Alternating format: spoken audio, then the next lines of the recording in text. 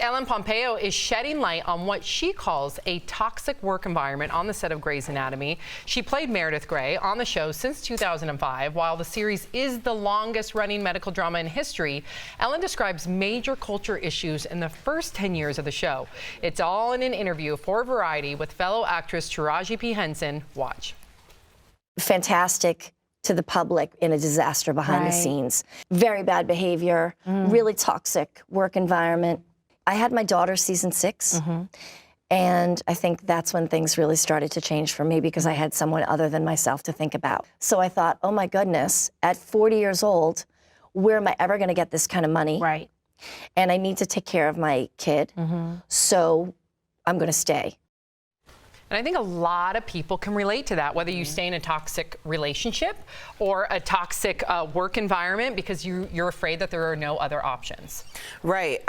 Grey's Anatomy, Al and I were just talking about, is one of those shows where it started to, what was the saying is, what happens in the dark comes to the light.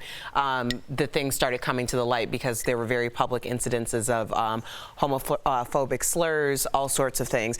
But I think taking it to the average person, yeah, I think we've all been in situations where we have to consider, well, do I want to stand up and do the right thing and do what's best for me, or do I want to keep a roof over my head? Do I want to keep my child in school?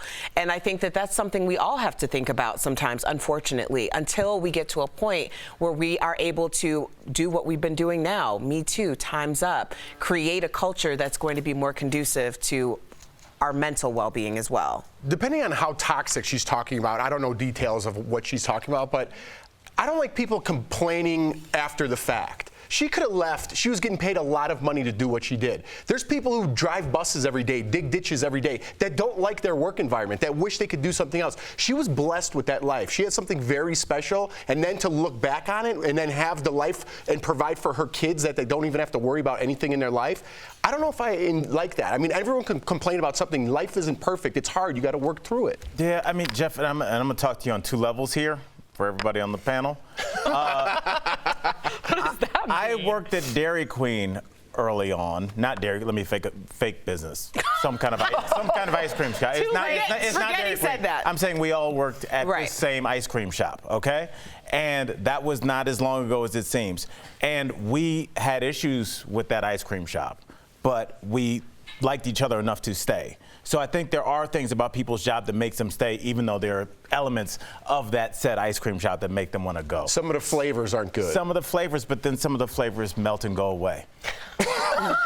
Well, no, that's a really great point. I mean, that's another great point. And when you're on a team, you have to either be in or you're in the way.